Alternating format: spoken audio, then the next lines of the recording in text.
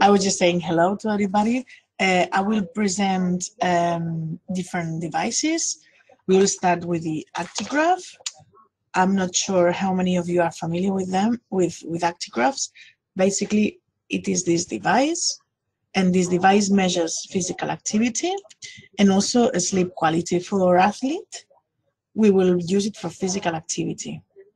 As participants will have it on a speed belt, which is a belt. It's very common used in people that go running or exercising.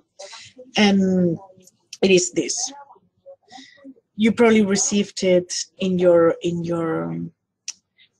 packets that you received, or you're gonna receive it. Yeah, exactly, that's the one. I can see that you are taking it off from the box, so good. Yes, good. So this is the speed belt, and the speed belt will go attached to the right side of the belt. It's very important that you place this device on the right side of the hip.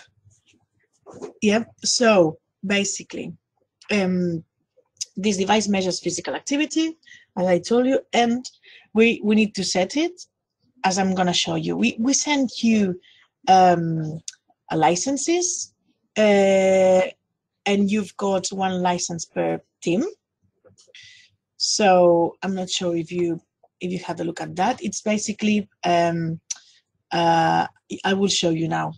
Anyway, I'm gonna plug this into a cable. This cable is like the old phones. The cable is a USB cable plugged into the computer. So basically, I'm plugging it in. Yeah. No, this is the cable for the other device, I think. No, I'm not sure. I can't remember, Rodney, if we sent a cable. It's basically I will show you. Let me just. I'm not sure Ronnie is. Okay. I think we have cables for the Actigraph. We have cables for the Actigraph. You have it. Yeah. Okay. Yeah.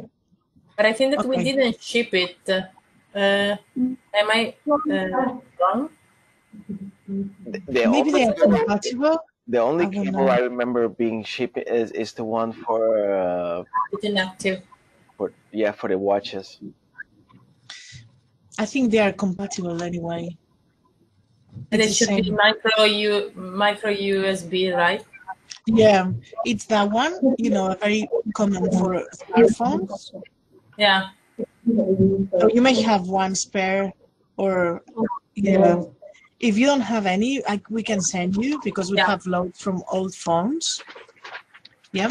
So anyway, I will plug this into the computer.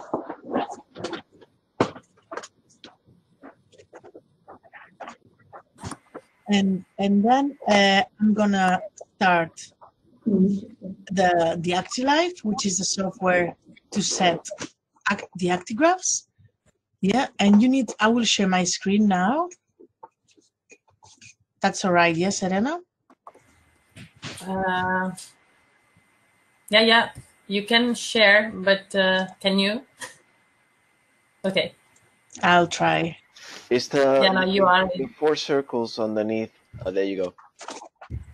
You have it. Yep. Okay.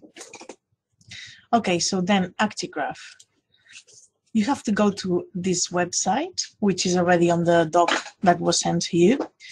And here you go to downloads.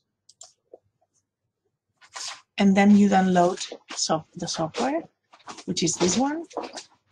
And then you've got loads. And you've got loads of manuals. You can download this one as well, the manual, if you want to have more information about the software. And then also you can download the manual for the devices. However, in the SOPs in the SOP that we shared with you, that's the info that you will need. So this is just in case you want further information, right? So sorry, Gloria, can you spell out the website? Yeah, it's Actigraph, CORP, so corp.com. Okay. And sorry, I didn't get the first the software. If you you need, once you are in the website, you need to go to support. Okay. And then downloads, which is on the bottom side. And then in downloads, just click on in here, and then you press download. It's Actigraph. It's Actigraph. Okay. Actigraph is the software for Actigraph. Okay. Yeah, you just press download and you download it. I'm gonna try to do it. Here, it just asks me. It is asking me for my product key. Product key is the code, the license that we gave you. So you need to introduce the license that we gave you. Yeah, and then once you introduce it, you just press retrieve, and the software will download. Okay. Okay. Once you have this, something like this.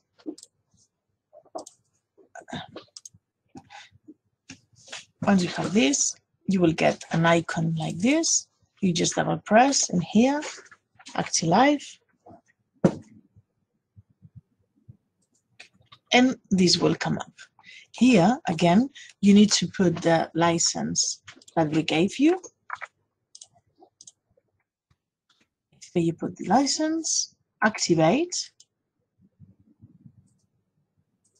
This is all in the instructions that we sent you last Friday. And then here you put the name. I will put my name. And then my email.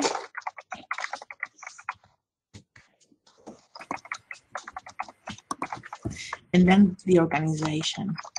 This is just to double check, just in case the company needs to know who's got the license, and then the phone.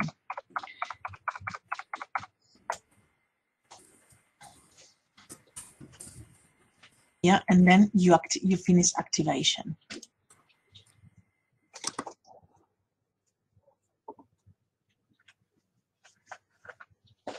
As I told you in the email, we told you in the email, the licenses we gave you are temporary. So basically, in a few days, because we have a few licenses here at IS Global, and I'm trying to sort them and give you the same license for everybody, because you have 5 users per license. So I'm trying to sort them. So I will give you another license very soon.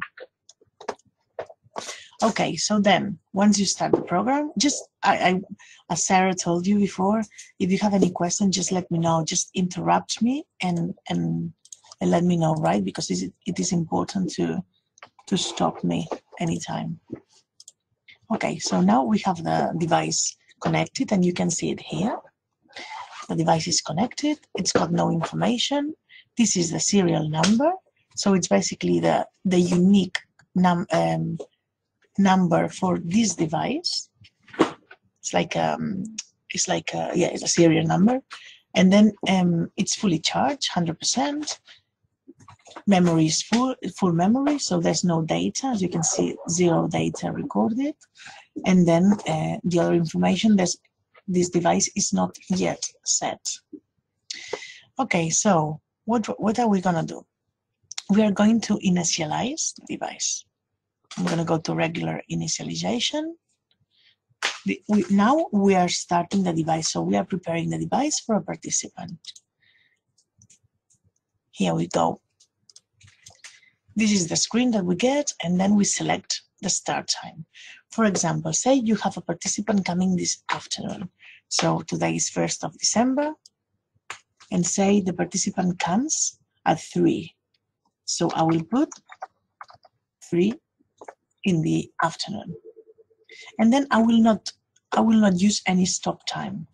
This device can be stopped when the participant comes back, so there's no need to put stop time, just in case the participant does a few extra days, that we can capture that as well. So no stop time. And then we use local computer time, because we have our computers set with an atomic clock. So all the time is up to date with the atomic clock. There's no time lapse or the time of the computer goes really wrong. Yeah, and you have to talk to the IT team for this. And then the sample rate will be 30. And then you don't have to put anything here. This is for the lights. We don't want any lights flashing on the device, otherwise it's very annoying for participants, especially at night, because you have a light flashing and on your waist, and that's not very good. And then everything should be like it is here now. Yeah, this is all in the SOP, so you don't need to worry about that. Yep. And then we will enter subject info. Here, the only thing we're going to write for athlete is the subject name. So you need to put the ID for athlete. Yeah, your ID for the participant. And then you need to write. Here, you need to state that the device is worn on the waist. Yeah. And then just initialize this device. You don't have many options here, so basically just initialize one device. We press on initialize, and then this is okay. This device is already set for this participant. Here, again, as I was saying, it will be your ID, and then the start time will be at 3 today at 3 in the afternoon. And I don't know how long the interview is going to be. I think it's going to be about an hour, if I'm not wrong. But basically, today, if the participant was coming in today, it would be day 0, and the study would start tomorrow. But we always tell them to wear it on day 0 as well, so they get familiar with the devices. And we don't tell them that they don't need to wear it. I can hear a lot of noise. And then we don't tell them that they don't have to wear it. So basically day 1 will be tomorrow, but they need to wear it from the time we put the devices on.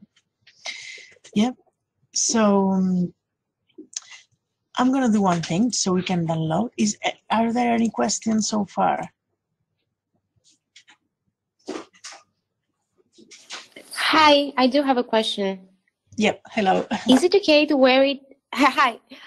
Is it okay to wear it underneath the jackets, because it's winter time now, so it will be around their pants, but it's okay to wear sweaters or jackets over it?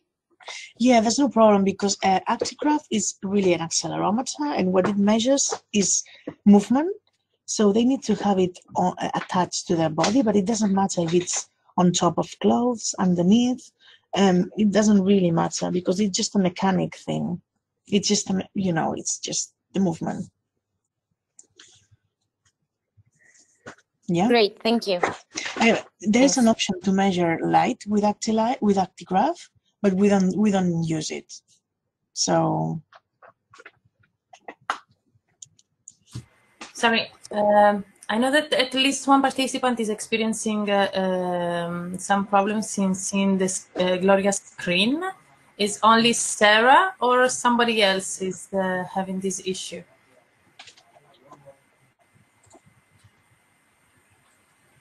It's okay for the other one, I understand.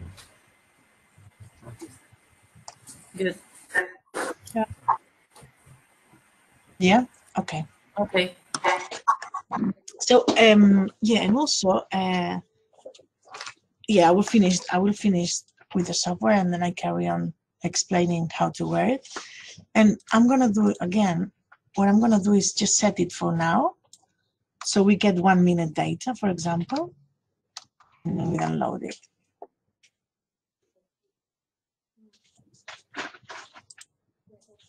Now I'm initializing it.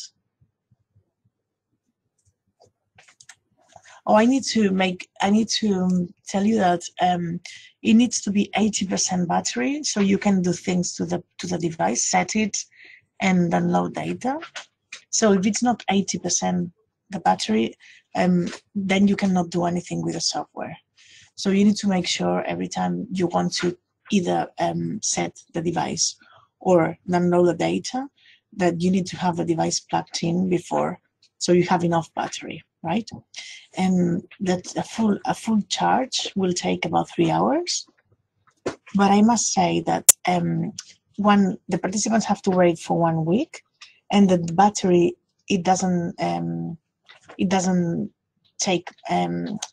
discharge much. So maybe when the participant comes back, you have about 80% battery, 90, depends on their activity. So, you know, battery lasts a long time in these devices. Yeah.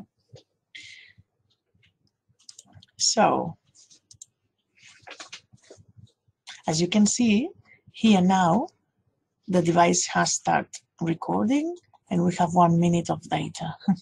If I do refresh, then there's 1 minute, 19 seconds. Yeah. So basically, I'm going to pretend now the participant comes back to me. I will unplug this. There's no device plugged. And when the participant comes back to us and gives us the device back, you plug it in. And then the device will appear here. You can have more than one. So basically, you just need to select the one you want to download. Now it's only one, so. But if you have more than one, they will come up. So basically, this is the one I want to download. So I press download, and then I choose the folder. Yeah, I will use the folder that I keep the data, and I will, for example, use this one. Then I'm just choosing one random one, but you need to choose the one you are going to use.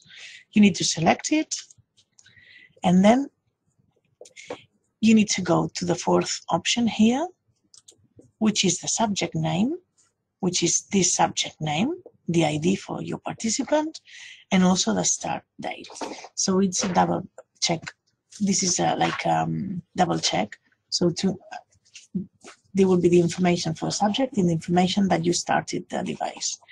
And then you need to have this like this. The epoch will be 10. This what it makes is just, it creates a file that contains data each 10 seconds. And then the data will be downloaded in 3 axes. And then you count steps. This is for light, so we untick it. We don't need light. And we tick this. Yeah. And then we just click on download. And data downloads. And finish downloading, that's fine. And then two files will be created. Is these 2 files here. Let me just move them down so you see them better. So, well, these 2 files, right? This is they tend to be for a week. They are quite big. They are about 100 megabytes, or can be a bit bigger, depending on the activity that the participant does. But basically, it's these 2 files, the GT3X and the AGD, right? And then this is all you have to do. Just download this. And then there are ways to have extra files, but you need another license. And then we need to talk to the data manager of this project that will be able to convert the data at some point. But you don't need to do it because you cannot convert this with the license that you have. This is deactivated, so you cannot convert these files into another format. So just make sure when you do this, when you download the data, that the files are big enough. And now what I'm gonna do is I'm gonna show you a real file for a week. so you know more or less the size of these files. For example, I'm gonna go with this. I'm gonna put this, I'm gonna copy here this temporarily, and these files here is the first one. As you can see, it's about 100 megabytes, so 90, yeah, about 100 megabytes. And the second one, which is this one, 10 seconds, it's about, it's this one, it's about 3 megabytes. Yeah, any questions so far? No? Okay, it's very simple. I'm gonna delete this.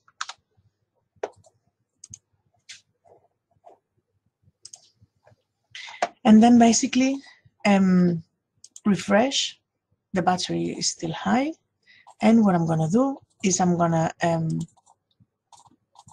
update firmware. Once it's downloaded, a good way to erase data, it's update firmware and then choose firmware and erase device. And basically you just click here, this is today's, and it's automatic from when you download the software, this gets downloaded automatically, and it's updated every day, or pretty much every day. So basically I click here, and then I do open. Here it's open, and basically it deletes the data. Updating, just wait a minute, yeah, and then it will come up again with no data on the device. It'll be empty, you'll see. Yeah, here it's the battery, and then the data, there's no data, and there's nothing here. So the device is empty and ready to be used again with another participant. And then what I'm going to do is just to, if I'm always, this is a tip for you, and it's my advice. If you're using always the same computer, and you're always going to use the same computer for all participants, you don't need to do anything. So basically, when you close the program, I will close like that now. Yeah, and you go back again, you'll have no problems of accessing the software. But I'll let you know, you'll see in a bit. Basically, it's opening up again, no problem.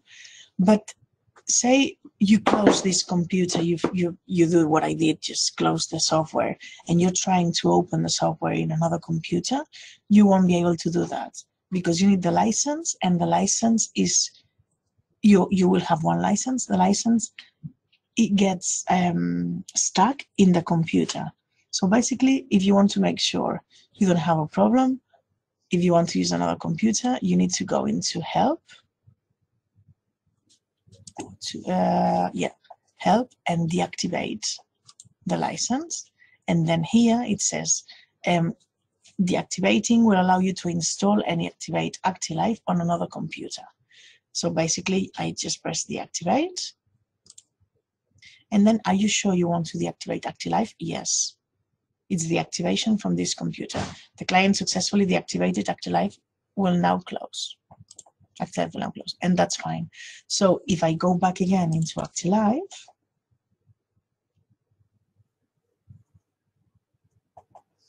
I will be asked again about the license. So I will need to put the license again, write the license, and I will be able to access again into the software. Remember, I told you earlier that I'm trying to sort all the licenses that we have. This is because in the past, people use licenses, and people that are no longer within our institution, and then we need to recuperate those licenses. So I'm gonna reset all the licenses that we have, and then and send you the new licenses, so we make sure no licenses are stuck in computers and are not used, because sometimes we need licenses. Okay, so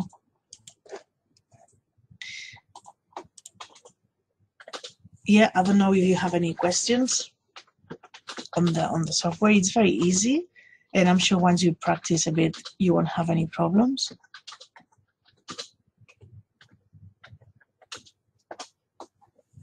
Is there any question for Gloria? Yeah. For the software? No, no questions. It was really clear. Okay. Good to know. You see that it's very easy. It's just getting used to it, like all the devices. And you can always ask anyway, so. Gloria, yeah. Just one question, just to make sure that, so with that one license, you can easily download the software on 2 different computers. It's just that the use of the, because experience is that you often cannot install the software with only one license on several computers. But as I understand, you can actually download the software on several computers. It's just the use of the I think so. It shouldn't be a problem. I mean, downloading is one thing, yeah. but then accessing the software, it's different. Right. Okay. So you shouldn't have a problem. If you have any problem, just let me know, or you can always write the company. You know, on the website, there's like contact us, and they are really good coming back to you. Okay. And maybe they will send you a link to download it for free. They do that. I mean, so it's not really. I mean, they have this on the website, but they are really relaxed about sharing the software, but not the licenses, though. Right. Yeah. Okay. That's good to know. Okay.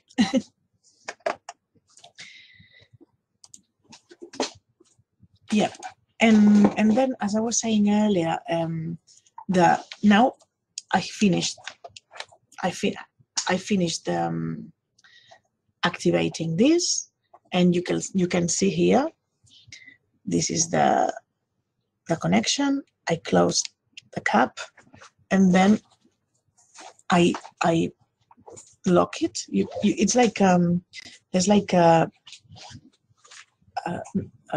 hole here, so it's like it works very good with a coin. So I'll do it with my nails now. You need to twist it, turn it, and then it will be locked. Yeah, make sure it's properly locked, so no dust comes in. And the thing is that these devices are waterproof, but we don't let participants to put them in water, because no water. Because if this is not properly locked, then we are in trouble. So this cannot, we need to tell participants that this cannot be wet, cannot get in contact with water. So then we have this. The device, when we put it on the hip, needs to be this bit here.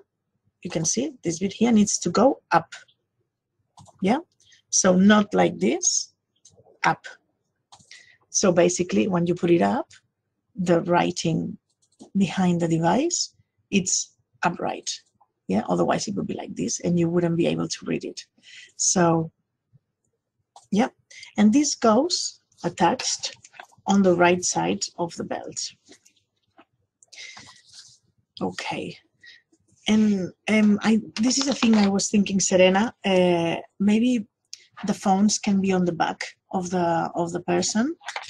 They don't need to be on the front. For a project now, we're trying them on the back, and it's actually quite comfortable. So maybe we can discuss that and let you know. Yeah. Okay. Because in the past we used the phones always on the front part of the body, but on the back they are pretty good. I tested them about 2 weeks ago, and it was really good.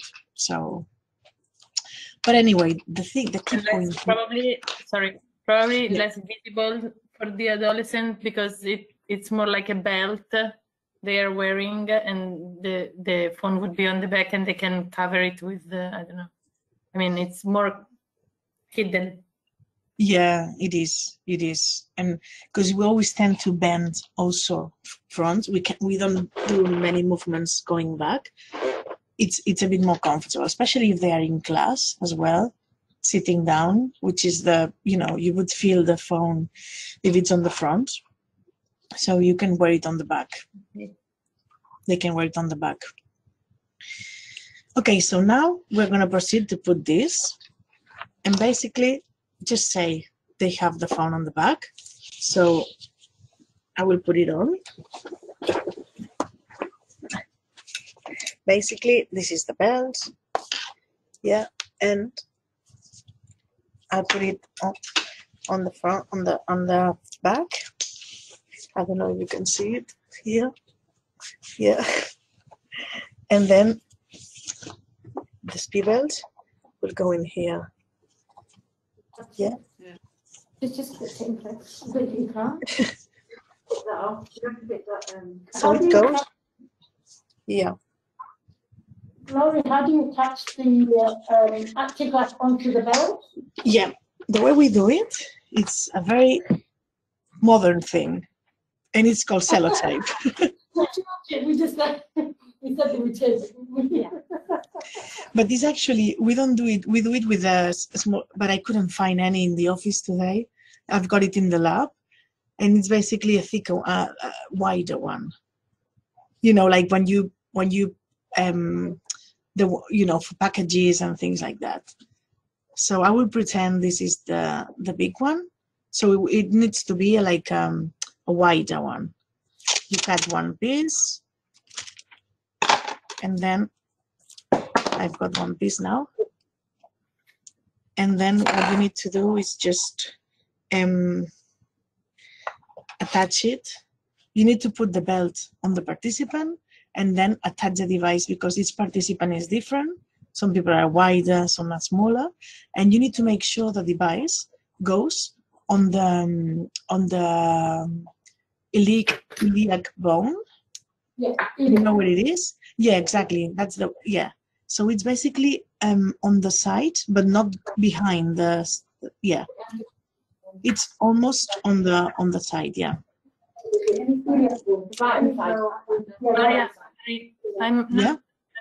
I didn't read the SOP before coming to the meeting, and I don't remember. This is well stated in the SOP, right?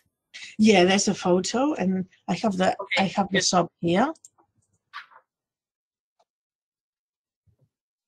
Oh, let me share. I will share the screen if I find a photo. I think there is a photo.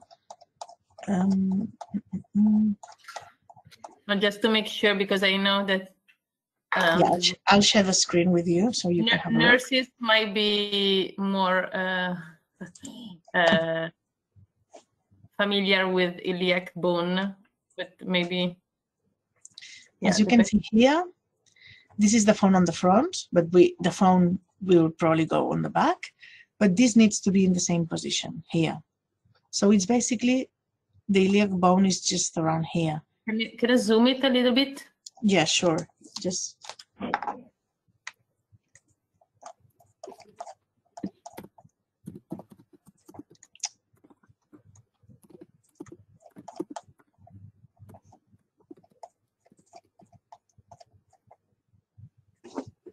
yeah. Okay. Can you see it? Yeah. So it's basically on the hip bone. Okay. Yeah. And it doesn't matter if it's under the clothes, on top of clothes, doesn't matter. So people can put the coats on because it's winter, and yeah. It's the bone that you can touch on your hip. It's like the spine, right? It is when you have the, I'll show you. So it's basically the bone. I will put the camera. No, just for everybody to be sure that it's well, yeah. It's around here, and it's normally it hurts a bit if you press it. So it's basically yeah, it's around here. So never, but on the back. Always just a bit, here. On the front. Yeah, on the right. Always on the right. Yeah. So Gloria, I have a question. Yeah. What about this Actigraph? They will take it off when they sleep? Yeah, Or- they need. Yeah. And also the phone. I can't remember now. Yeah, that's well spotted. They need to take it. They need to take the whole belt when they go to bed. Yeah. So basically, yeah, they need to put it on when they get up in the morning, as soon as they get up, and then they need to take it off when they go to bed. They need to wear it as many hours as possible, so we capture their physical activity during the day. Yeah, and also shower, of course, and so on. Yes, when they shower, and they need to take it off. Yeah. So we have to just have some SMS reminders or some kind of a reminder that they put it on, don't forget, or Yeah. So every day. Yeah. and the phone, which I will show you later how to do it. The phone needs to be charged at night. You don't have phones now. The phone needs to be charged at night. So basically, before they go to bed, I'm gonna show you here how about this. Yeah, I'm gonna put it on. So basically, you attach the Actigraph with the tape, so it gets firmly attached. I'm gonna do a bad thing now, quite a crap thing. Forgive me. This, it should be really properly attached with with a thick tape, as I was mentioning, and then basically the phone will be in here. Participant takes it off before going to bed and takes the phone off of the pouch and basically puts the phone to charge at night. Yeah, and the phone is charging all night. Yeah. Okay, and then in the morning when they wake up, I always tell people that if they wake up, get up and go to the shower, they don't need to put the phone and then 5 minutes later take it off. They just do it in one go. However, if some people shower later on or they shower in the evening, some people don't even shower, that's fine. We get more hours of wearing time. So basically, they need to have it on all day, right? If they, for example, change clothes and they take the belt off, they just, it just very quickly, there's no problem. So, yep. And then they need to make sure the phone obviously is on. So that they need, by pressing the button here, on-off button here, they need to make sure the phone is on, because, there's not enough of just with charging the phone, but it needs to be on. Okay? Okay, so, and they don't need to charge this. The battery, the Actigraph battery will last the whole week and more. So,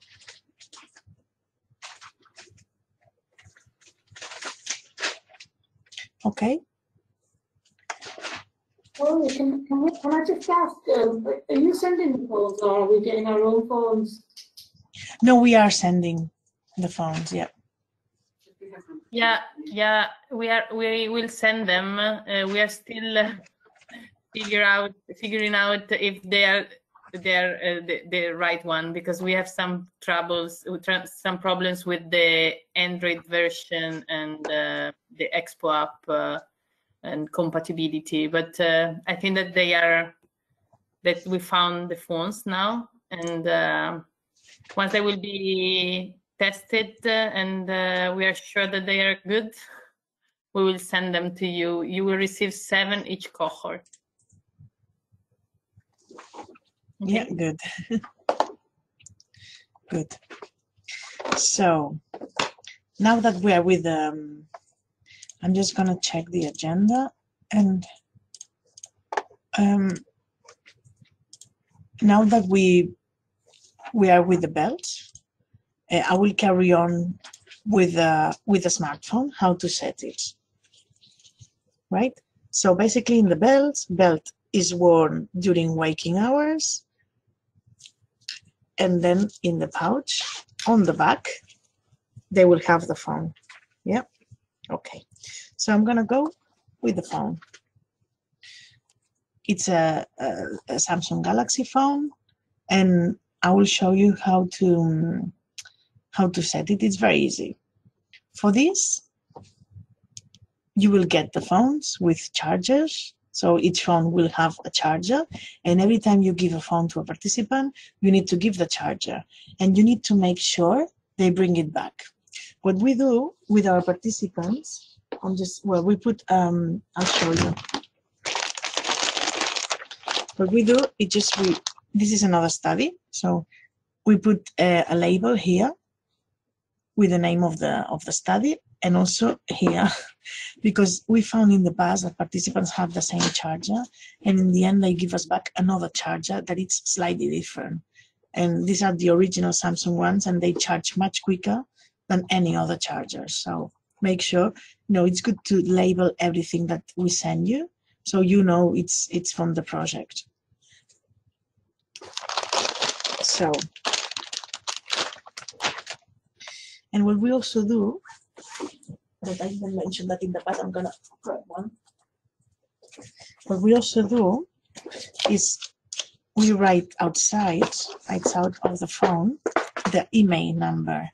The email number, you'll see the email number, it's a long number, and it's basically it's the serial number of the phone.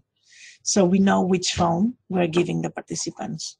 And we write it outside here, because some phones have it here, but it's very difficult to read. But you can read from the outside here, but it's very difficult to read, or inside the phone, you can also see that. But we write it here so it's clear.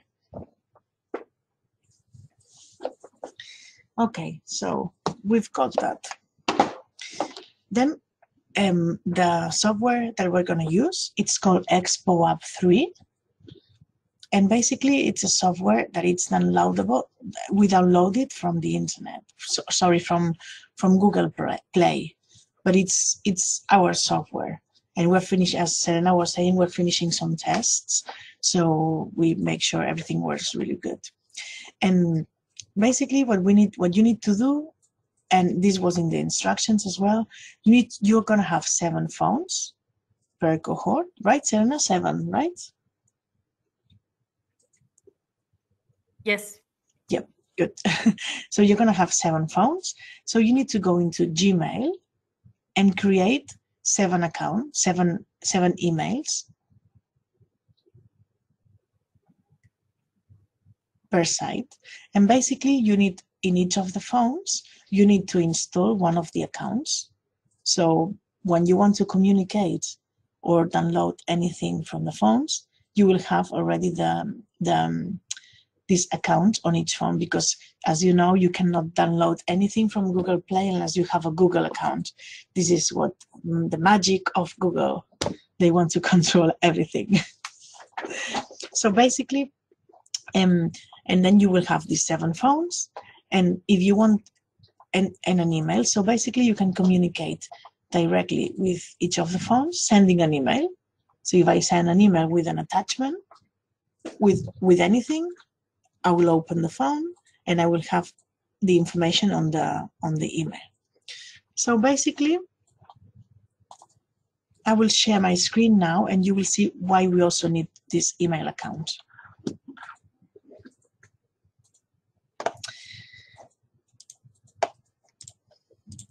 Okay, so as I was saying, the experiments for Exposome, each participant will need an experiment. The experiment, it's like the experiment per participant will last for 8 days, which is the amount of time the participant will have the phone on. And we need to create those experiments, and 1 participant, 1 experiment. So basically, it's like, I don't know, Serena, in the end, who's going to do that, if it's going to be created here and shared, or each cohort are going to be able to create their own experiments. I'm still deciding on this. I think that the best will be to have it done at a local level by the cohorts. If you think that it is easy. It is easy. It's not difficult, and in case an experiment fails, they can quickly create another one. It's very easy. I think that it's better to do it like this rather than create them centrally and send around links and yeah. Okay, so you will need to do this. You will have an account. We will invite you to join this website. Well, this Expo Hub, which is the website where we create all the experiments. And basically, here there are experiments, groups, and organization. Here it's only 2 people now, me and Jose, that can create experiments. And then if I go into experiments, you will have this empty, because this is all the experiments, all the tests we've done. You will need to create an experiment. And then, for example, I'm gonna create 2 experiments now. I'm gonna use 1, but I'm gonna create 2 just so you know, you see how to do it. For example, I just workshop, athlete workshop, I'm gonna write. Athlete workshop, and then I'm gonna create 2 experiments, 1 and 2. And then they are gonna start at 11:45. And I would say 3 o'clock if a participant was coming at 3, but I will put this so it starts, and then it starts now soon. And I will finish this experiment, say, I can give 10 days. So I will finish at the same time in 10 days. And then I select a group, and this is the test, because this is a test for me. But you could also, you could have a cohort here, or we need to decide which groups we make. Yeah. So this is basically just to save them under a test, under a group, but it doesn't. The data gets recorded anyway. And then the frequency, it's 1. For the frequency for GPS, it's 1 second. And for accelerometry data, for physical activity, it's 30. So basically, it will give us 30 measurements each second. And then we just go into create. And it creates these 2 experiments. So what I will do now is copy these links. Yeah, I will copy these links. And as you will see, these 2 tests are created here. Athlete Workshop 1, Athlete Workshop 2, and then the time they start and the time they end. And it says idle here because they haven't started yet. If I do this, I will see that there's nothing yet. Okay, but if I go back and I want to see the links, just imagine that I didn't have the links because I forgot to copy them. I would just go here, select the 2, for example, and then bulk operations, export links, and I will get the same information again. Or even if I want to do that. Sorry? Yeah. Any questions? Can I just ask you, if you do it for 10 days and the participant comes on day 8 or 9, do you have to amend it? Yeah, you just stop I will show you how to do it. You just stop you manually stop the experiment. But it's good to have it, to have it, yeah, no, on the website. Okay. Yeah. So basically, there's nothing yet, and I can also, I need to do more than 2 to get the links, so export links. I get the 2 links. I cannot do it with one. Oh yeah, I do, yeah. I couldn't do it. Okay. Okay, so now I'm gonna go into the phone. I have the 2 links copied. So basically, I copy them in an email, the 2 links, and I send them to the phones.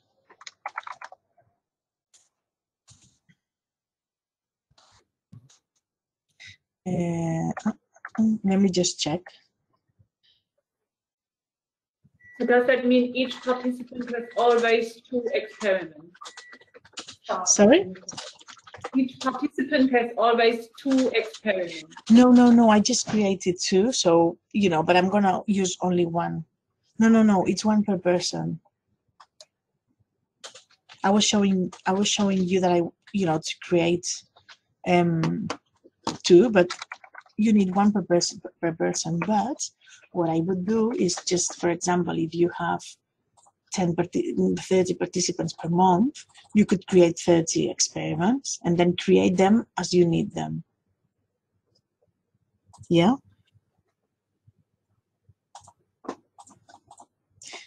And then I'm gonna, this is the email I created with the phone. So basically I write here the email that is in the phone. And here I write anything. You can write experiment for participant 1, whatever. This is gonna go in the phone. This is just not, this is for you to be practical. And that's it. And then you share it with, you send it, and it will come up in the phone. You can you hear me even though I'm sharing my screen? Yeah. Okay. So now it will come up here. If I go in the phone, into the Gmail, I've got my email, the one that I just sent here.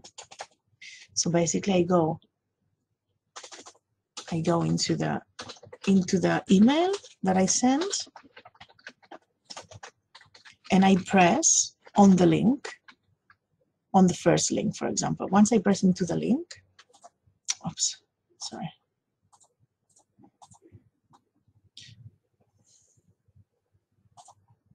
Once I press into the link, it comes up with, it's asking me whether I want to open it with a navigator, with Chrome. So I go into Chrome or copy the link into Chrome. I just need to copy the link into a navigator on the phone. And then a screen like this will come up saying Expo app. Do you want to install it? It's basically a link on Google Play. And then you need to install the app. It's installing.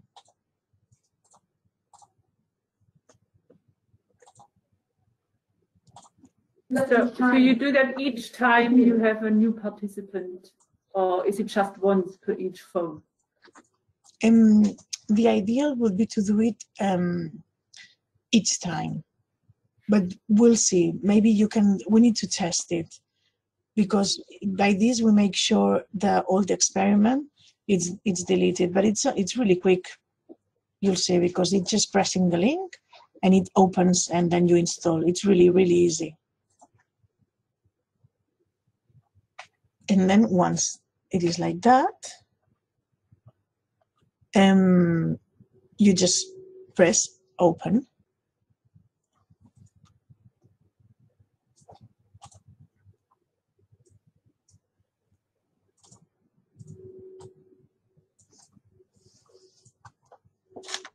Okay, and then once you press open, then allow. Here it's not in English, sorry. It's allow. And then here it says to work properly here. Expo 3, to work properly, it is required to remove the app from battery optimization. Basically, battery optimization, what it does, it just pushes the app on the background, and we don't want that. We want the app always active. So basically, this is automatic. You just need to press accept. I'm just explaining so you know, and then allow again. And then the legal advice comes up, which is the thing that Serena was asking you. Serena or Maribel was asking you about the legal part, and then accept, and then finishes, and then it says local permission is required to work properly. This is GPS. Basically, you just say, okay, allow, and the GPS will come up automatically. I don't know if you heard, but the experiment is now on. There's a little noise. And here, a little symbol saying Expo app. I don't know, you cannot probably see this. No, I cannot get to. There's like, it says really tiny, it says Expo app. Basically the same symbol than here in blue, but small here. It is the same here than here, but small. And that means the Expo app is working, it's running. And then you will see on the screen, you will see that it says here start date, which is now, the time we put, and end date. It's the program end date. And then basically, and you need to make sure they are connected to the Wi-Fi. Well, otherwise you cannot download anything because they don't have a SIM card. You will not have a SIM card. You will only work on Wi-Fi. So, Gloria, I have a question. Yeah. So are you making a Gmail account for all the participants, or is it just one per phone? And then how do you identify the number 8? No, you need to, I would do 7 accounts and just one per phone, not per participant, one per phone. Okay. So basically you can communicate to the phones. Yeah. And okay, you can send emails to the phone. That's it. Okay. So how do we identify the participants that was in the in the software? Basically, what you could do is just have a link, and each link can have a name, and you can either you can write the link. So, for example, here. For example, I have Athlete Workshop 1. Say this was participant 1. So I would write the name of the experiment. Right. Participant 1, Athlete Workshop 1. It's the ID of the experiment. Yeah. So that would be, yeah. So you know which participant is which. And that, I mean, you have to think that all the experiments created at the same time will have the same start date and the same end date. So perhaps it's, if you don't have many participants, maybe you can create individual experiments. And we need to talk about that, Serena, but maybe it would be good to have the ID here. Yeah.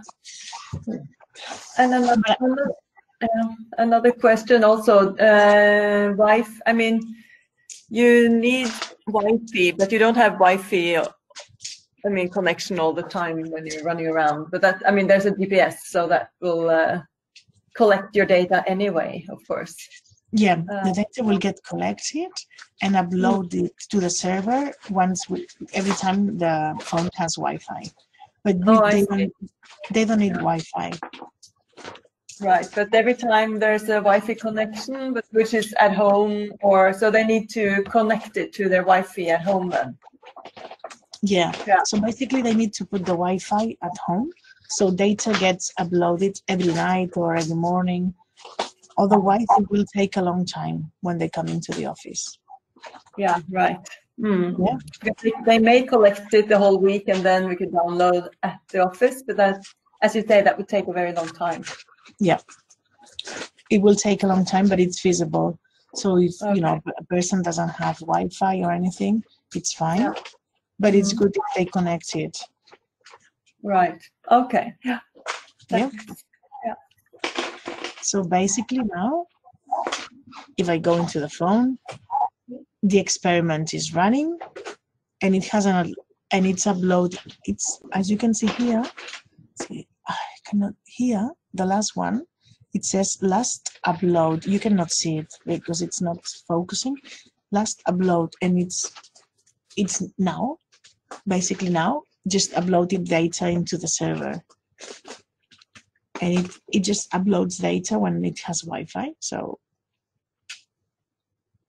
and then the first one is start date, and then the other one is end date. Okay.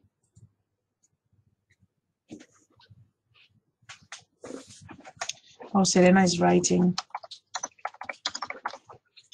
Please, Gloria, do you know how long does it take to download all data for 1 week?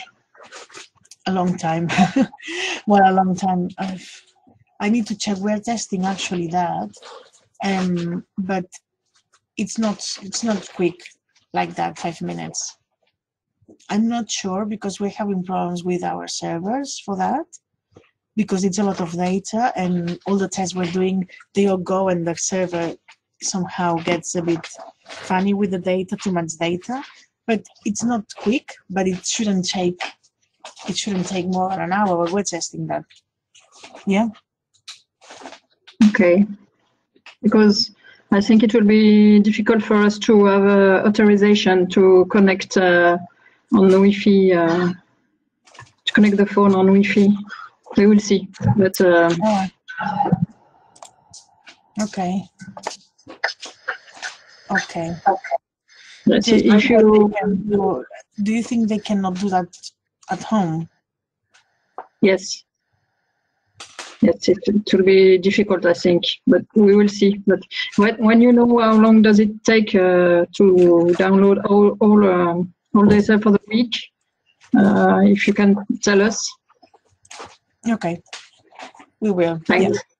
Yeah. Okay. You may also have to just download it at the end of the session when they give it back. Then we have to download it. I don't think that we will have to be connecting to their Wi-Fi. Download at the end of the experiment. Wi-Fi. I didn't hear properly. Sorry. Θα τα κάνω αυτή η record και μας τα στείλει. Κάπου να τα γράψουν αυτά. Δηλαδή το Wi-Fi, το όχι 2, το workshop και το newsletter. Θα τα ξεχάσουμε το πέρασμα. Okay. What I said is, I think that we also here in Bradford, we will download. I think we did in Helix like that as well, that we download when the device comes back. We actually download all the data rather than in between. We are not using the Wi-Fi of the participants' room. Okay, but before in Helix it was different. The app, it was different because it was not uploaded to the server. But now, I mean, if the participant doesn't have Wi-Fi, because that can happen, or they don't want to put it on the phone, or you are not allowed to ask that, you can do that once they get into the office. Mm-hmm. We need to see how long it takes, because we're having problems with the server, we're checking the phones. But I mean, I'll come back to you on that, because now yeah. And Serena is asking if they cannot connect the Wi-Fi, it will also affect the precision of the location estimation. No, it won't, because even if they don't have a Wi-Fi connection, when you walk on the street, the phone gets the position you get the precision with 3 things. One is the GPS, which is an antenna on the phone. The other one is network. We don't have network. And network is like the antennas of the network, say above the phone or anything.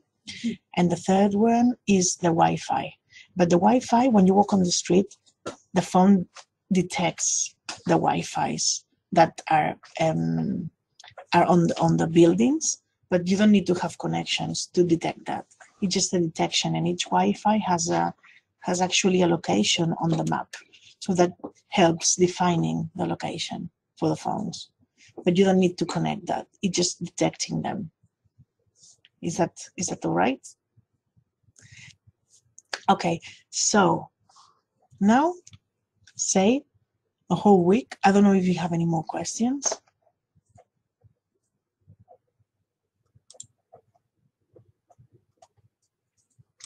No? Okay, no problem, Vicky. Okay, so now just we will pretend this is the participant came back to us. It's a week after, and we need to finish the experiment.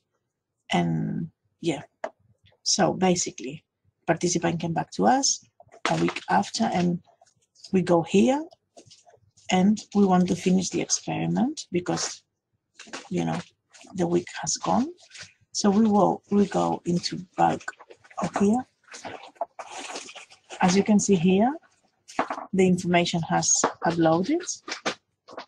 Yeah, and there's a bit of information. This is activity because I've been moving the phone a bit. So this is activity. It gives us the GPS minutes report. Here we have the GPS minutes of this experiment per hour of the day. And then also, as you can see, we have to mention that this is not Central European time. This is GMT. So basically, it's an hour before. Yeah, and this is a problem that it cannot be solved. So when you set the experiment, you set it on local time.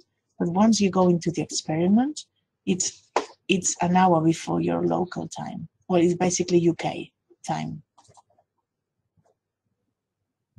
Yeah, did you understand that?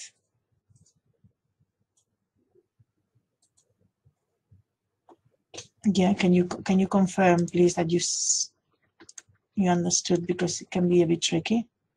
Yeah, thank you. Yeah. Well, the rest, I guess the rest are okay with it. Gloria, can you hear me now? I do, yeah. Okay, I had some problems. I had to disconnect and reconnect again. First of all, I wanted to say that this report that you obtain from the from each experiment can maybe I'm not right, but it can be printed, right, and used as a feedback for the participant to be shared with them, right? Yeah, just the website. So basically, maybe we could ask. Maybe I can ask the developers to add like a print. Maybe. I don't know if this is something that the other cohorts think that are nice information for the participants to have. They will have the report from their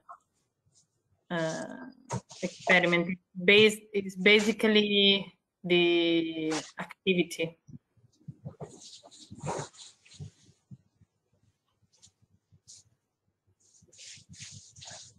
I don't know what you think. Maybe also Sarah. I think that in the report it says that it's measuring METs, but it's not exactly METs what is measuring. So I don't know. Yeah, we need to refine all of this still. I don't know if Sarah is connected, but yeah. On the other hand, I wanted to comment on the Wi-Fi. Yeah. As far as I understood, if you do not connect if you do not switch on the Wi-Fi on the phone, then this will affect somehow the precision of the geolocation. Is this the case, or because I know that we were discussing with the developers, and I'm not sure I got the final information. Yeah, you need to have Wi-Fi, the Wi-Fi activated. But I think, Serena, and I can, if you give me a minute, I can try to do that. When you activate an experiment, Wi-Fi will come up automatically, and geolocation, because you're asked. It's the app, Expo app, forces Wi-Fi and GPS to be on. Then, I mean, as far as I understood from Bib, they might have problems on having the Wi-Fi switched on. Is this correct, Dagmar?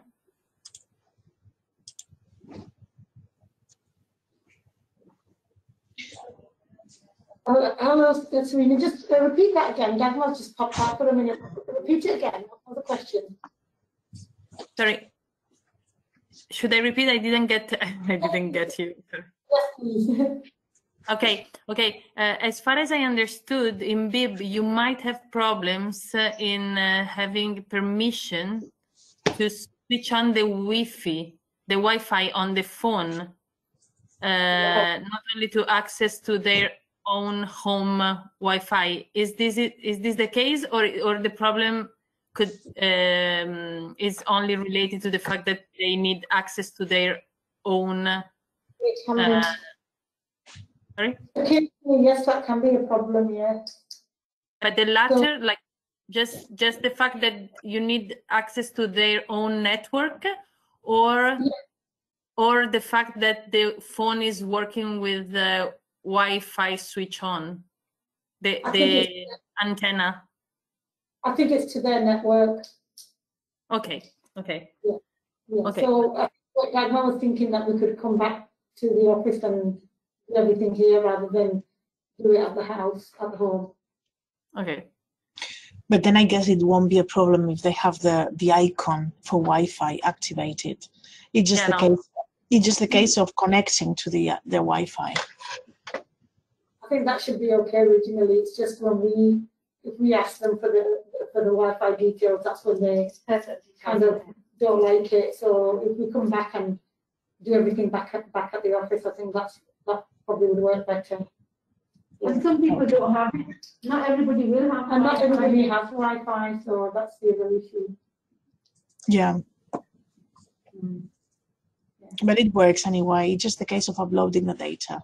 If they don't have a Wi-Fi, or they don't want to connect it, or they can't connect it, no problem. When they go back to the office, they will have a Wi-Fi and everything will be uploaded in one go. That's fine. Yeah. That's great. So basically, now we go back to the Expo Hub here. And then we are going to, and I think Serena, as you were saying, it would be really nice to give participants a feedback on their performance during the week, say. So I think it's great. People really appreciate that. So we could print that. If we have a printer, we can print that. Otherwise, we can send it by email or, yeah. Yeah. And I think it would be a really good idea not to have the ID. I was thinking now, I think it's not a good idea to have the ID here. Yeah. Because, you know, GPS data is very sensitive and it's considered as a personal data. So basically you have GPS data linked to an ID. This is personal data. Because you can link a person, you can know where the person works, where the person lives, where they move, and this is like knowing their name pretty much. Yeah, so you have to be really aware that GPS data is sensitive as another personal data. So I would just... Sorry, I think with those we just put subject ID in that area, not the name or any of the details, personal details. It will just be a subject ID that we we will have in that place. I think we'll let you know. We'll talk here with Serena and Maribel, and we'll let you know the ID. What will you put here? Yeah, I think that we have to discuss with Joanna Purcell, our advisor, and see what would be the best for the Expo app to be used as an ID. Maybe we will have a parallel ID, you know, like each subject will have 2 IDs, one for the Expo app and another one for the other. Yeah. We will see. I have to ask her, because it's true that this is like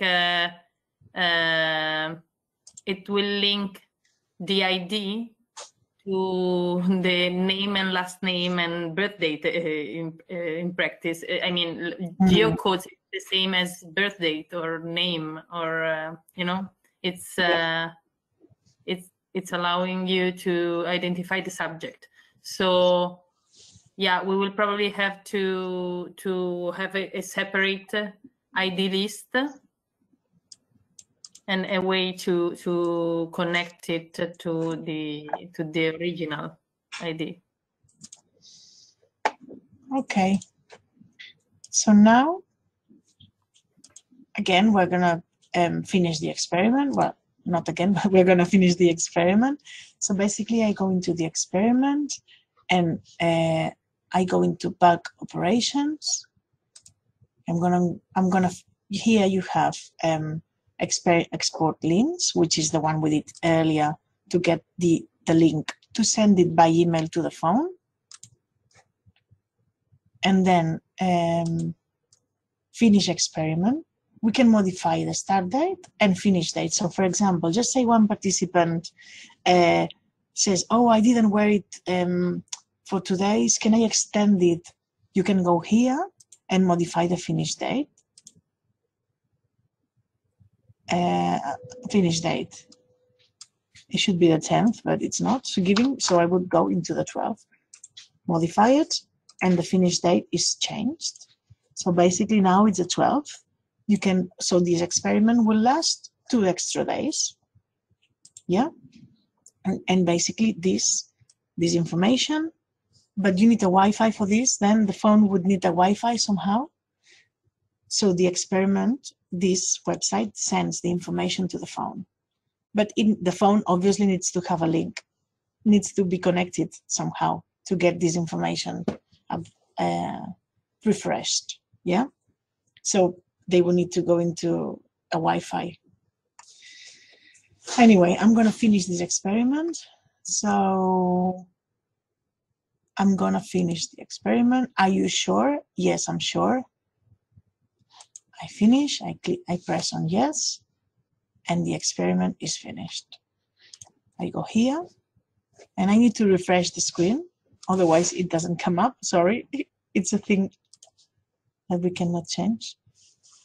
It says idle, but should be finished soon.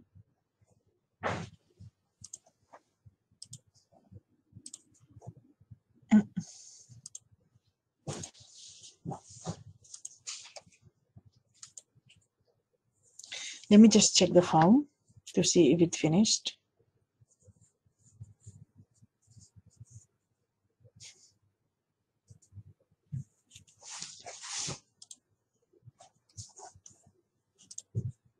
Well, this should say finished. I don't know why it's not working.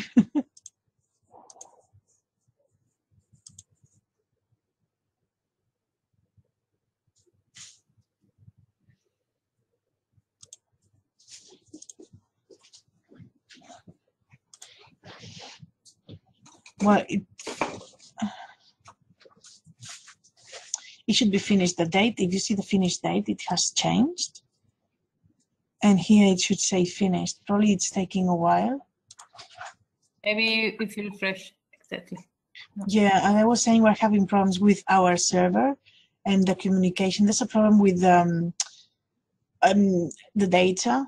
There's like security things in the server that doesn't allow the data to go, you know, easily. So maybe this is due to that. But once this is solved, it'll be really quick. Yeah, so just imagine there's a finish here. It just finishes, and here, last activity and everything like it is here.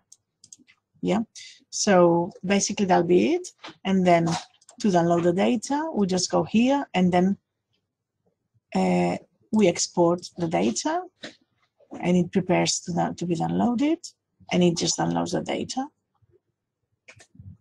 But you need to wait until everything is here, it's finished and uploaded.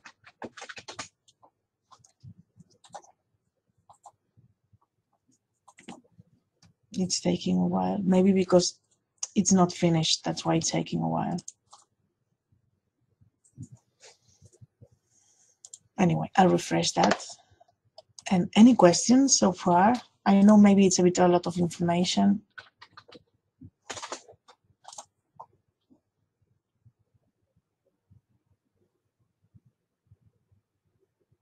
No, everything clear?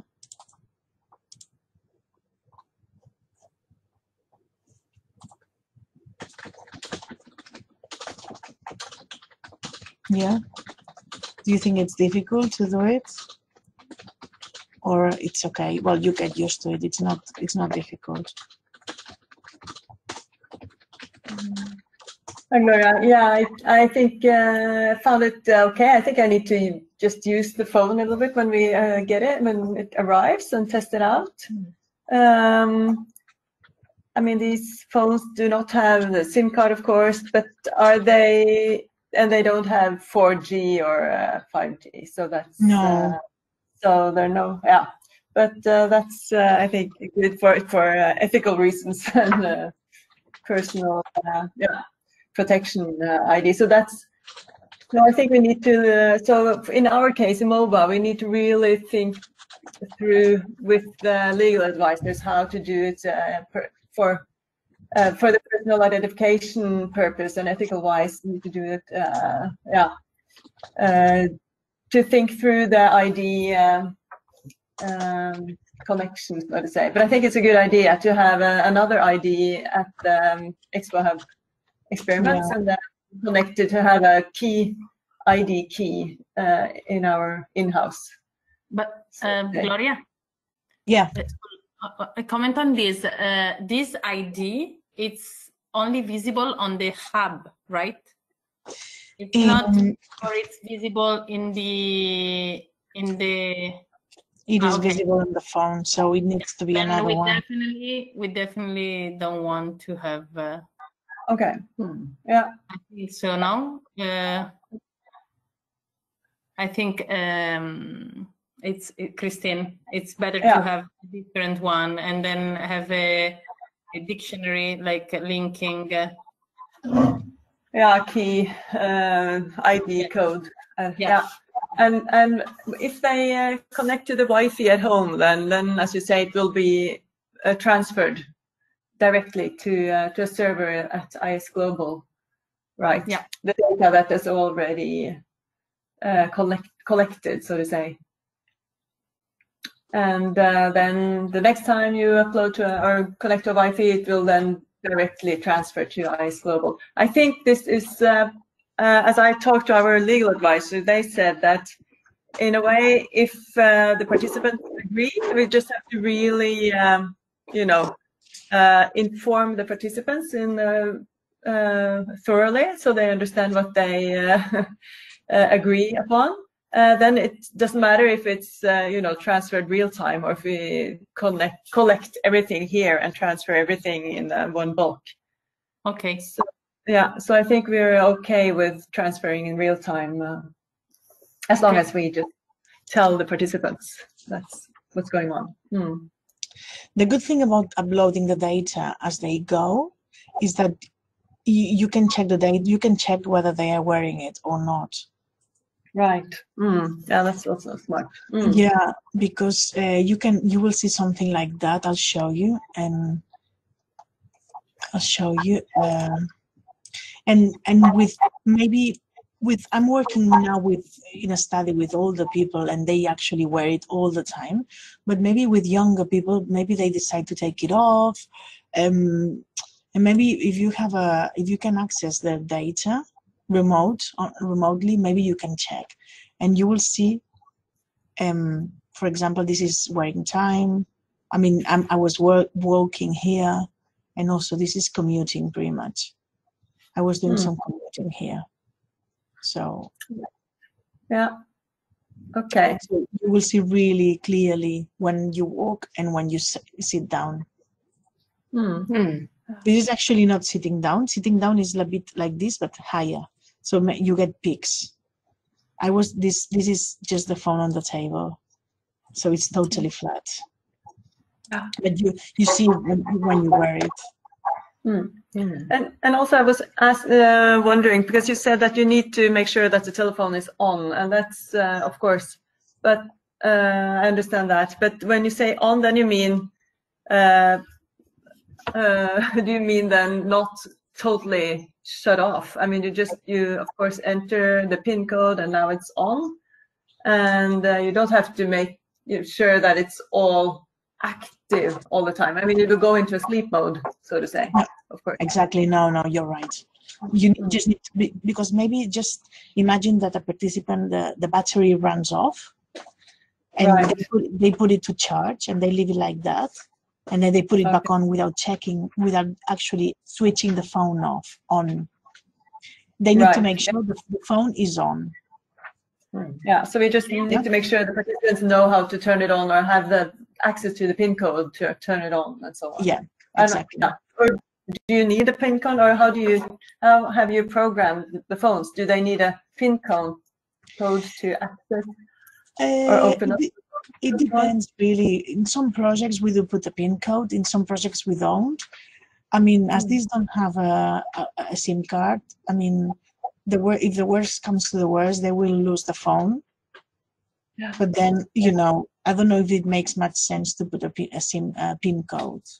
No, I guess just to make sure the data is safe, though. Yeah. In some way. Yeah. Because one thing that happens if you put a PIN code, and I have that now, is that if you put a PIN code, it's like when you switch a computer on, you need to log in so that for the computer to work. It's the same with smartphones. If you have a PIN code, the phone doesn't work unless you put the PIN code and you go into the system. Right. Yeah. So yeah. But that's something we can program. Yeah. Can you hear me? Yeah. Yeah. Sorry, I'm not sure about the Samsung phones, but I have a shitty Xiaomi, and actually I have a PIN code that is not my SIM PIN code. It's like the phone PIN code, and the phone is actually working even if I don't put the PIN code in the morning. It's switching on, and it's already receiving WhatsApp messages or whatever is not related to the SIM card. So my question is, if we put a PIN code and we lock the phones, we are sure that the adolescents are not downloading or doing anything with the phone. Okay. I don't know if they can somehow uninstall the app or whatever by accident, or by not accident, or download anything that can be can damage the phone somehow. So I'm not sure. Maybe we should try and see if just switching the phone on with a PIN code, but without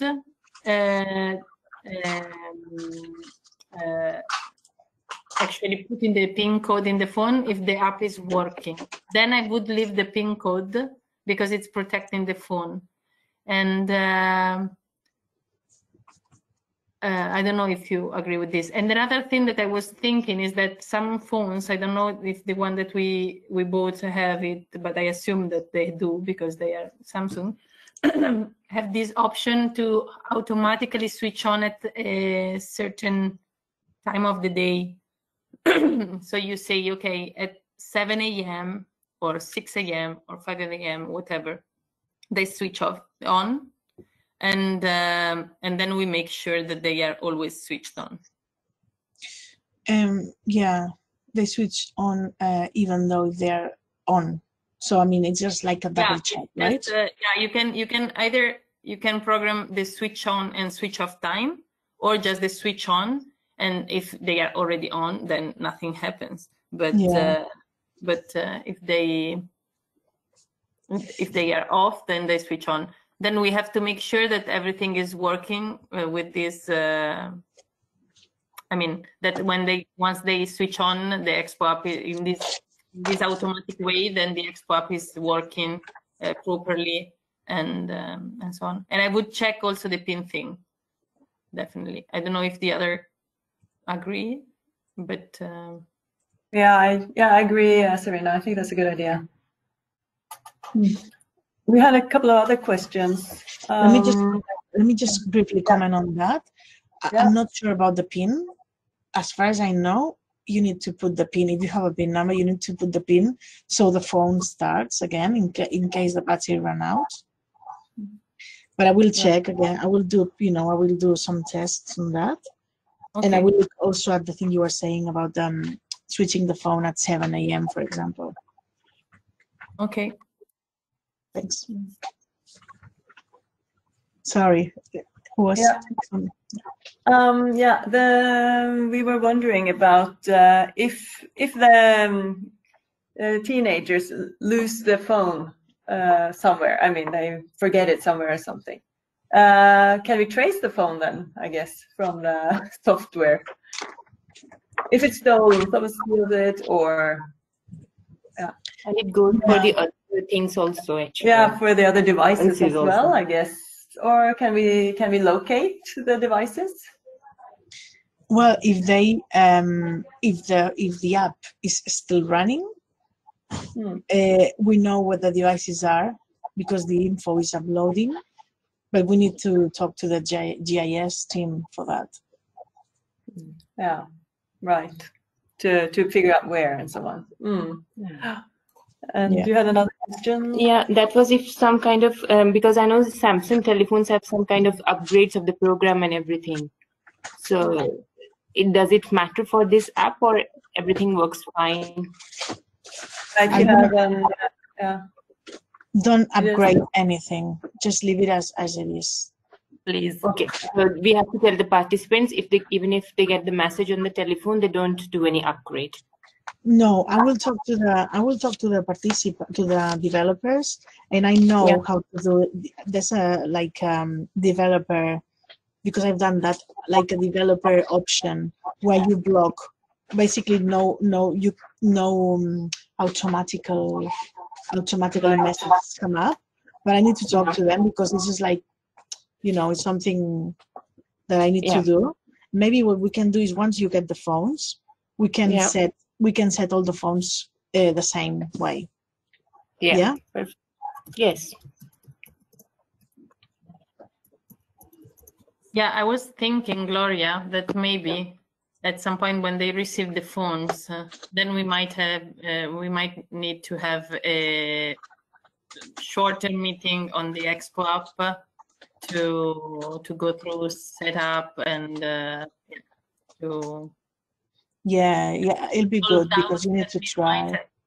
And solve doubts that might arise having the device and trying to set up it. Yeah, I think it'll be good just to start from scratch, get the phone. You should have the Gmail accounts ready, and then we can do a couple of phones, set them, and then you do the rest. That's okay.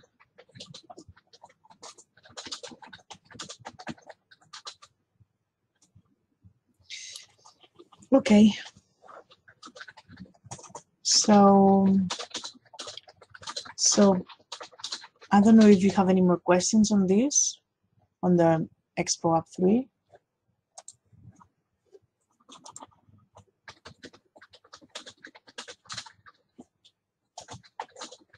Otherwise, we can move on the NO2 tubes so that we keep the agenda. Yeah. And we have that's great. We're bang on time for the NO2 tubes. Okay. So we'll move on to the NO2 tubes then. Have any of you have any experience on the NO2 tubes? Do you know, have you seen them before? No, no, no. Oh, so you're just about to see something really magical. No, because NO2, oh, Sarah has, yeah. NO2 tubes are these tubes here. Yeah, and this is an old one. Just pretend this is not here. This is dirty from a label. So basically the NO2 tubes are these tubes. Yeah, this is a sample one, so I can play with it. And when we get the tubes, when you get the tubes, you'll also receive labels like this. Yeah, and basically there's, I don't know if you can see that, but this is a QR code, and there's a number here, like 7-digit number, and it's doubled. So this and this are the same label. And basically, I'm gonna do this. So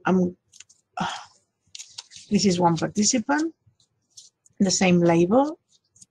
I'm gonna take this. This is one participant, so you get a duplicate. I'm gonna take one label off, and I'm gonna stick it to the tube, and this will be the participant's tube. I will put it on top of the old one. So, yeah. And this has an upside down. So basically, the gray is on top always, and the white is at the bottom, right? And this is very easy. These tubes, the manufacturer, the company is in the UK.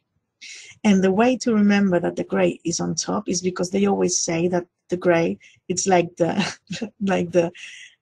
like London skies. So gray, like UK skies, right? It may be a bit silly, but it helps to remember that the gray cap goes on top. Yeah. So basically, Gloria, we've got beautiful sun today, though. yeah, Oh, gray skies today. that's climate change. I have a comment, Gloria. Yeah, here it's cloudy though. So good. So I have a comment, Gloria. If I sorry. can. It's just that you will receive several labels that are printed by Mariona that have also a QR code on them, but they are not related to the tubes at all. Okay, so these are specific labels for the tubes. They are small labels. They come with the tubes, and they're for the tubes, and so they're unrelated to the labels that Mariona will ship you. They are part of the package of the tubes, and they are for the lab that is analyzing the tubes afterward to link it to each participant. But it's unrelated to our labels. Okay. Yeah, I didn't know about these other labels. Sorry. So yeah, basically we'll send you in this together, the tubes and this. Yeah, in the same bag, and then you will see that there's loads of labels, pretty much the same as tubes. Maybe there's some extra labels you will see, and then you need to choose one, yeah, and stick it here. And the other one goes in the participant's sheet that you need to fill with all the information for the participant. So basically, the lab reads the QR code when they receive it into the lab. And basically you will see this. Now I'm gonna pretend I'm a participant, and so basically I open the tube and I write down in the spreadsheet, in the sheet, on the paper sheet, the time and the date that I open the tube. So basically today it's 1st of December 12:34 here in Barcelona. So I write the time, and then I put, this is the support for the tube, and then I put this, and this will go attached to the participant's rucksack, the backpack. Yeah. This is a clip, and it will be attached. I'm going to use this. I'm going to use the belt now to show. Yeah, and I will attach this. So it stays attached to the backpack on the back of the participant. This is, as you know, this measures NO2, and I will show you how it measures it. As you can see here on the gray cap, there's like grid. I don't know if you can see it here, it's gray. And this grid has a liquid. So basically it's this grid is soaked in a liquid with a concentration, a specific concentration, and basically NO2 reacts with the liquid here, and when it is analyzed in the lab, they extract the amount of NO2 ambient NO2 depending on the concentration of this liquid. Yeah, it's a bit more complex than that, but this is just to have an idea. And basically the participant needs to have this near, if possible, to their head. So the tube is receiving the same air than we are breathing. And if I were a participant, I would have it just here. I don't know if they are having it on the front. I guess they are, right, Serena? Yes, they are wearing it on the front. On the front. So basically, this would be like this on the rucksack, and they would carry the tube like that with the rucksack. And in case they have long hair, just they will told them not to have it like that. I know it's a gas, and it probably doesn't have a big impact because the gas gets through here. But, you know, it's always better to have it like that, so air circulates better. Yeah. And also when they do not wear the backpack, the idea is that they put the backpack as high as possible to resemble the level of their airways, upper airways at that moment. So let's say they are in the class, if they can keep it on the table or on the desk, or if it's not possible, on a chair close by, like to keep it as high as possible. Yeah, maybe it's not to remove it from the backpack, Gloria, because we don't want to give them any extra layer of complexity to. Yeah, maybe they don't. Maybe put it on the table if the table is not too big. Maybe it's a bit difficult for them, especially now with COVID, that they separate tables, so they end up with a small table. Just for themselves. What I would ask them to do is just maybe put the backpack hanging from the chair, so the backpack is not on the floor. Good option. Yeah, I think that'll be enough. That'll be sufficient, because the idea is not to have the tube next to the floor, because you know the air doesn't circulate the same way that if it's high up, say high up about like 1.5 meters. More or less where we breathe, or don't have the tube on a table. Say this is a table. If you put the tube here on the table, then definitely the air doesn't circulate the same way that if the tube is hanging. So having the backpack hanging from the chair, it's fine. And at home, ask them to put the backpack on a chair, on a table, always high up, and trying to have the tube you know, sticking out as much as possible, and always not covered. So yeah, Gloria, I'm wondering now, if they put it on the chair on the back, then they are definitely probably covering the tube with their clothes, and I don't know, if you put it as we said, we put it on the strap on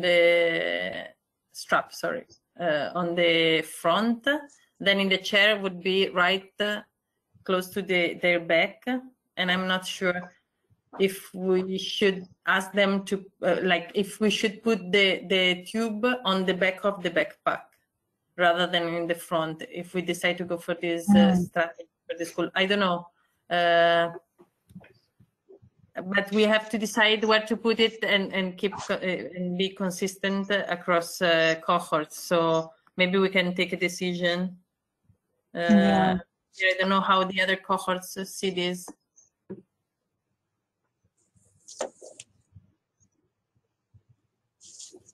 Perhaps you can use this for many. I mean, maybe it's just a case of asking participants what they prefer.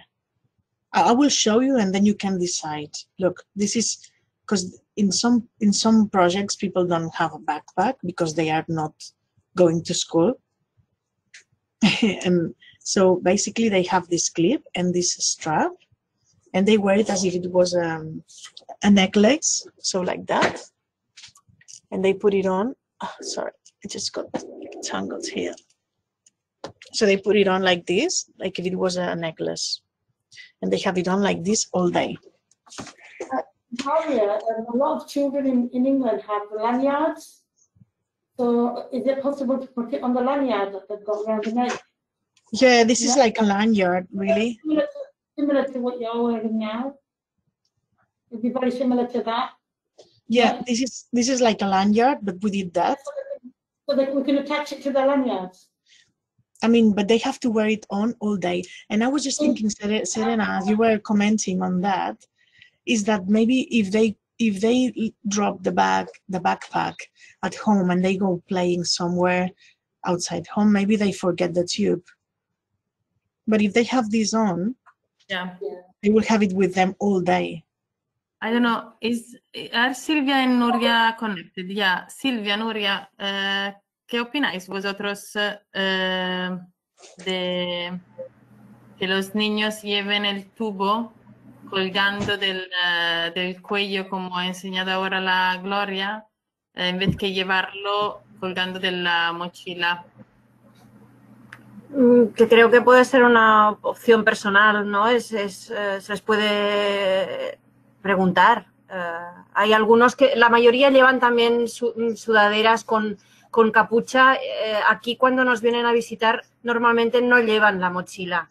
Entonces nosotros se lo colgamos ya directamente de la sudadera, de la capucha. Entonces les decimos que cuando lleguen a casa o por la mañana cuando cojan la mochila ya se lo cuelguen en la mochila. Pero que es buena opción dejar que el niño decida, dependiendo de su ropa o dependiendo de de lo que vaya a llevar, no sé. Creo, es una opción. Sí. El tema es que nos gustaría tener un protocolo lo más fijo para todos los niños, ¿no? Que no haya variabilidad en donde se pone el tubo entre los niños. So now I will translate. Well, Silvia says that she thinks that it could be acceptable from the kids, and but that could be a little bit a personal decision, and maybe some of them are more like likely to have the necklace way of wearing it, or other more into the backpack option. Now, I'm not an expert in this monitoring with tubes, but I think that the stricter the protocol, the better the results will be. Like the more the results will be comparable. Serena, un apunte. Si queremos que los niños lleven siempre el tubo con ellos, es mejor que lo lleven colgando, porque las mochilas muchas veces no se las llevan ni al patio, en cambio, si aseguramos de que siempre lo lleven colgando, vamos a asegurarnos de que estén con ellos. ¿Pero lo van a aceptar? Aceptan mejor el tubo que el Actigraph. El Actigraph va muy mal. Ok.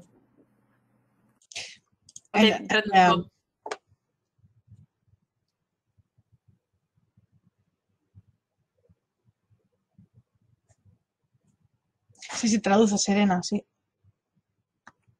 Sorry. Sylvia said that she thinks that it's the tube hanging from a necklace would be more acceptable, and she thinks that it's more acceptable than the Actigraph, that they are having problems with the Actigraph being worn by the adolescents because it's really bulky. And then I think that if everybody agrees on this, I would go for the necklace option that ensures us to have it carried around the most of the time and without so many possibility of forgetting it. Although the backpack one ensures that they will carry it at school every day, while the necklace they might forget to wear it in the morning. But they can. I mean, we can tell them to have like a routine where all the devices are wear at the same time all together, tube and the belt and the Actigraph. So I think it can work. I don't know what's your opinion, Gloria, and what is the opinion of the other cohorts? My opinion is that I think it is better to have it with a lanyard with this, because maybe they can, for example, if they, I was replying on the chat that when they wear it, they also have to wear it if it's safe for them and for the tube. Say, for example, a child was playing football. Of course, they cannot wear this, or they are not going to wear the rucksack, the backpack. So they can, what we tell participants is to take it off and put it in a representative place. So basically, if they go outside, maybe they can hang it somewhere or even leave it on in the class just for an hour while they go playing. If they think it's going to be broken because this is glass, or it can be, maybe somebody pulls and it's dangerous for them. So they need to make sure it's okay and safe. So if they take it off and put it on, I think it's more flexible for them than just have it on the backpack. I prefer it like this. In terms of safety, there are also these laces that have these connection clips that are easily released, So I think that we can even invest in some of these. I don't know how do you call them. Those that we are wearing with the ID card and so on. That have this clip. Some of them have a clip that are really easy to release. So I think that they might be in the case of like an accident, they can be easily and quickly. Yes, Serena, they have if you pull it, they open up straight away, so to prevent any accidents happening. And the children at school in England have a lanyard anyway for school. They have to wear it during school hours. So they will wear a lanyard all day at school. So if we attach it to their school lanyard, they can wear it at school and then maybe have one at home. They can change it to the home one if they're at home. And it detaches quite quickly, so to make it safe, it's got if you pull it, it detaches straight away, so that prevent any accidents around the neck. Yeah. I think that we can find these straps and like this safe strap. Yeah.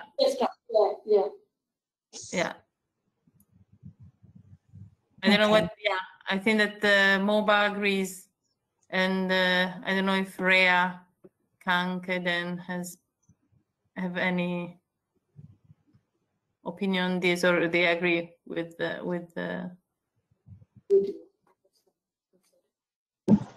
Yes, I think perhaps it's better with a lanyard. Okay. But there are no instructions about NO2 in the diary. Because there is no, I don't think that we have to record anything on the diary on NO2, right? Gloria? No, because you basically write the when you open the tube, the day you open and the time, and the day you close the tube, and that's it. The participant doesn't have to do anything. I mean, you can have like a comments box in case they want to write something, but they don't need to do anything with this. Just wear it. Yes, but perhaps it could be fine to add instructions how to how to. Yes, we can do that. I mean, we always give them a short paragraph with some instructions, just telling them, you know, about the thing I was telling you, wear it on top of clothes, and you know, and things like that. Yeah, we can include that if you like, and also just to because somebody was asking, Vicky was asking, they don't need to wear it at night, of course, in bed. They just hang it ideally in their room. They hang it on a shelf or on the bed board. Just leave it, you know, not on the floor or on neither on a table. And basically, if they are at home, sometimes we tell them that they can take it off and just hang it on the living room, like in a representative place. Yeah, because you know, it's a bit of a burden to have it on all day.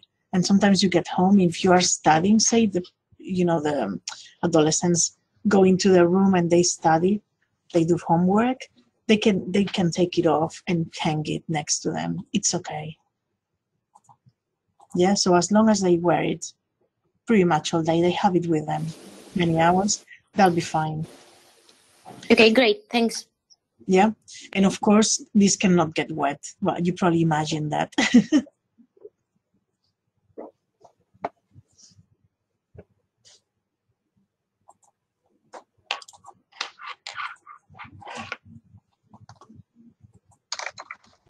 Good, then I think that, sorry. What happens if it's raining? If they can't get wet and it rains? Well, if it rains, it shouldn't be a problem because it, you know, the rain. If it rains and the person is wearing it, and they get really wet, the water shouldn't get in here, and the label is waterproof, so it should be okay. But just in case they left it like that, that would be a problem because it will fill up with water. It would fill up with water, and then this will be not valid. So, but that's very uncommon. I mean, when they wear it, that won't happen. Unless they jump into a swimming pool, but that's, you know, we've seen that once years ago. A person went into a swimming pool, it was summer, and they just jumped with all the devices. So, yeah. And then when the participant comes back with the devices, you just put the lid on, and then that's it. That's the end. You write the time and the date that you close the tube, and that's it. The exposure hours will be the hours between opening and closing the tube.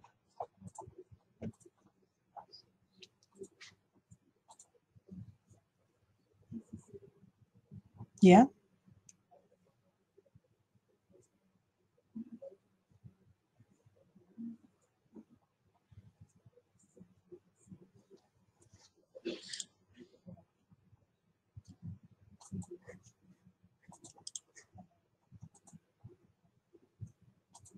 Any other questions? Or Serena, you were commenting on something earlier? No, it's okay. We will need to write down this for and give them to the cohort. So we will probably have to update a little bit the protocols after this meeting, and we will update them, and then we will also add these instructions to make it more clear. Yeah.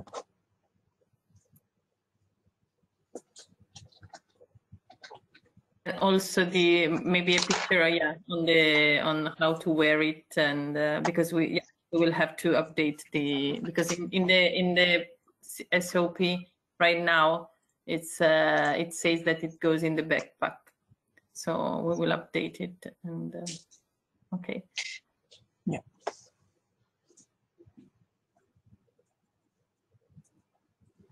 Is there any other question for Gloria?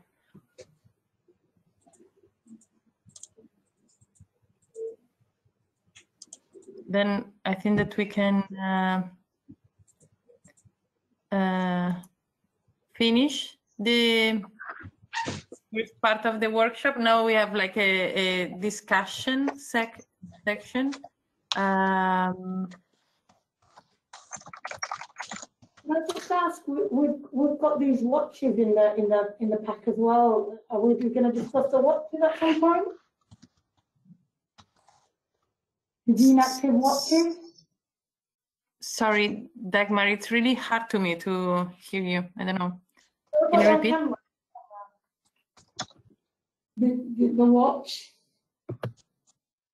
We have the Yeah. wristwatches. The wristwatches as well, these. What are we doing with them? This Gen is the active. active. Are they going to wear them as well? Are these going to be worn on the wrist? The watches? Yeah. Yeah, this is what Sarah presented first this morning. Oh, And- we missed that. Oh, sorry. I think we missed that this No, we morning. didn't see it. Yeah, we missed that. We didn't see that this morning. Okay, it's yeah, it's worn on the non-dominant wrist. And So it could be any. If they're right-handed, it'll be If on the they're left hand. right-handed, they wear on the left, and if they're left-handed, they wear on the right. exactly.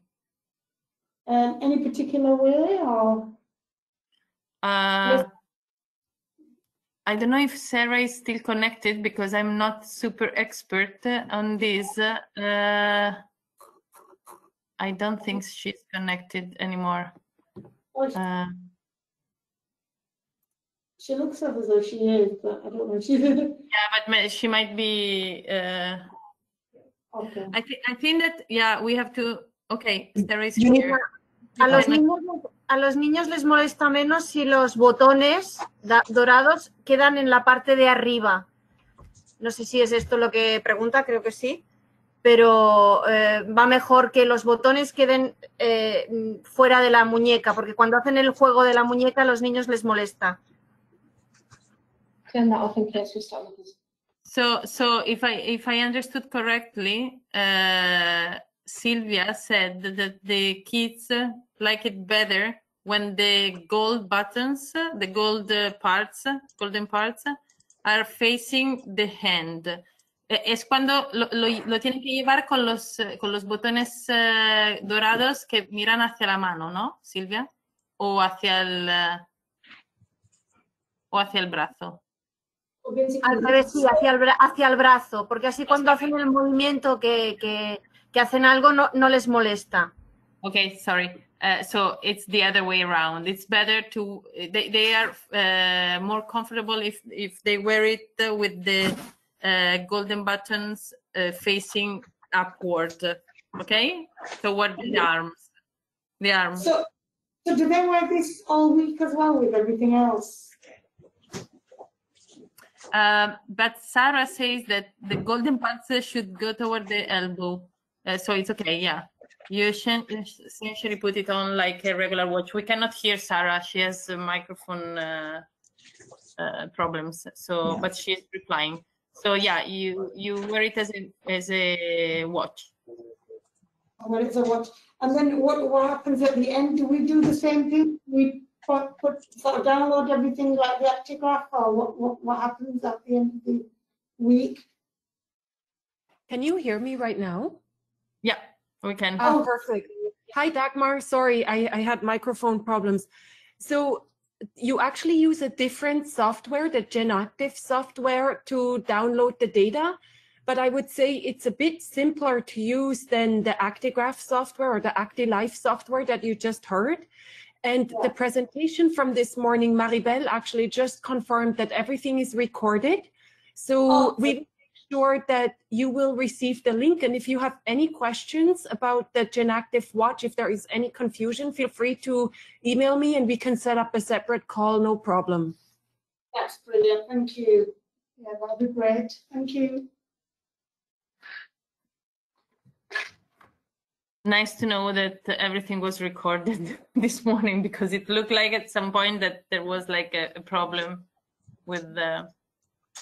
Yeah, that's brilliant. Well, I think that Rodney will join us at some point to stop. I'm here. Okay, good. So I think that we are done with the training part, let's say. I don't know if we should keep recording, but I think that now we will go through a little bit the materials that you already, the tools that you already have, sorry, the equipments that you already have at your facilities, and make sure that everything is in place, so that is calibrated, that is planned to be calibrated and everything. So I don't think that we should keep recording. Okay. I will stop now. Yeah, we can stop.